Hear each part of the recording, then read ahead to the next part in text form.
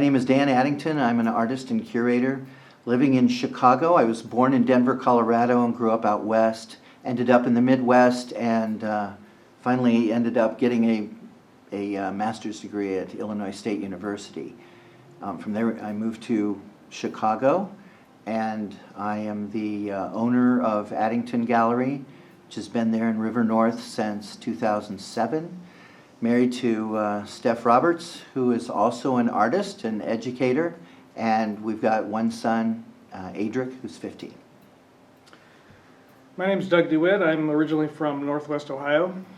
I grew up playing in my creek near my house and on my grandparents' farm, running around the property out there and running around in the buildings, exploring. After high school, I went to undergraduate school to study art and graphic design at Bowling Green State University in Ohio. And after graduation, I moved to Boston for a couple of years, where I worked and kind of got to know the East Coast landscape a little bit. And then after a couple of years, I came back to the Midwest to Illinois State University to study painting with well, it turns out it was with Harold Greger, Harold Boyd, Ken Holder, and a bunch of other people.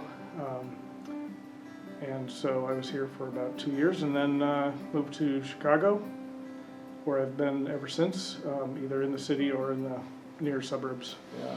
I thought that the title Material Witness kind of makes sense, because a lot of what I've been thinking about in terms of the qualities of the materials themselves and how important that is to the making of the work, and how it's important to be intentional about those things, and that these natural materials carry a certain power before you ever start to manipulate them.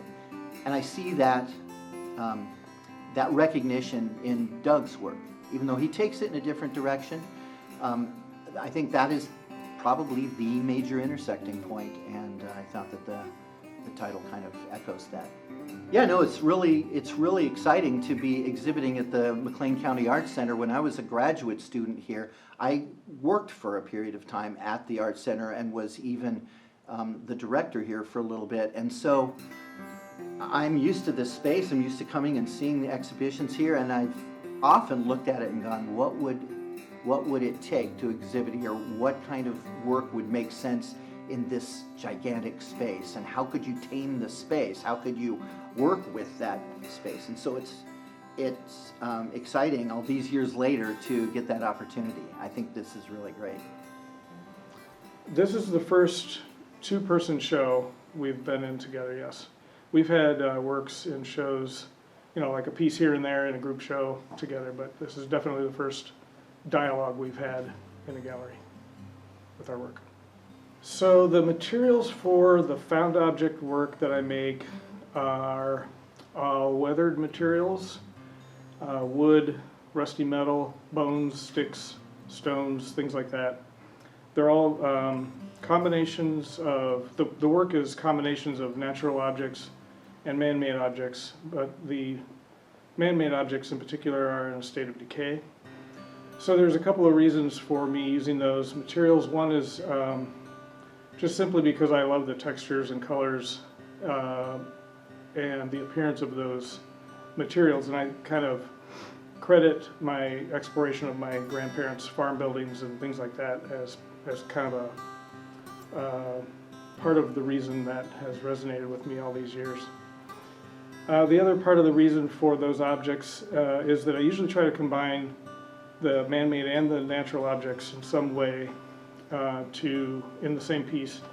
And there's a sort of subtle attempt to portray a relationship between nature and mankind that is in harmony, but only through decay.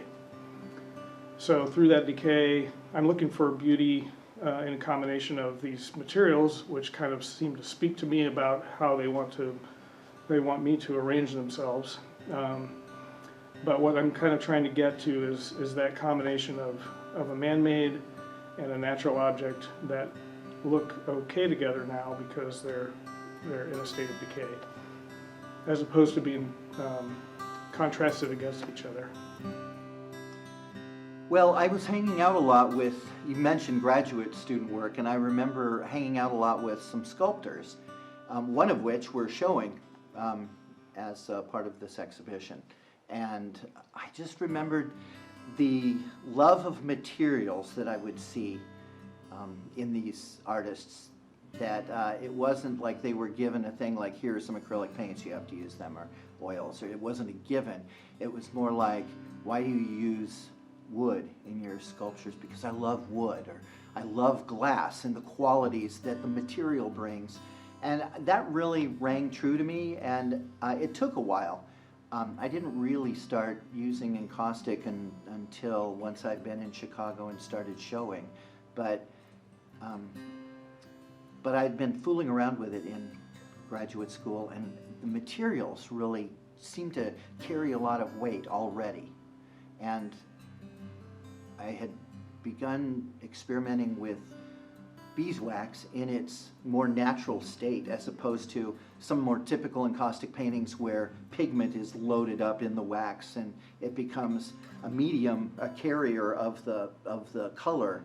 In this case, I just wanted to find a way to use that raw beeswax and let it be what it was in the painting. And at the same time, I had started experimenting with tar, and it had this rich kind of from the earth quality, and that seemed very elemental. The beeswax seemed elemental and natural, and they were kind of doppelgangers to each other. One of them was really holding light, and the other one was just sucking it up, and those two materials started to make sense to me, and that's where a lot of this work rises out of, those kind of observations. So Dan and I have been friends and artists for a long time now, and I think what you'll see in this show is that the similarities in our work have to do with texture, earthy colors, and sensitivity towards not only those materials but also a reference to nature, a strong reference to nature as a foundation for both of our work. The materials themselves, we don't necessarily share, we don't use the same materials, but there's an earthiness about his work and my work that I think resonate back and forth together.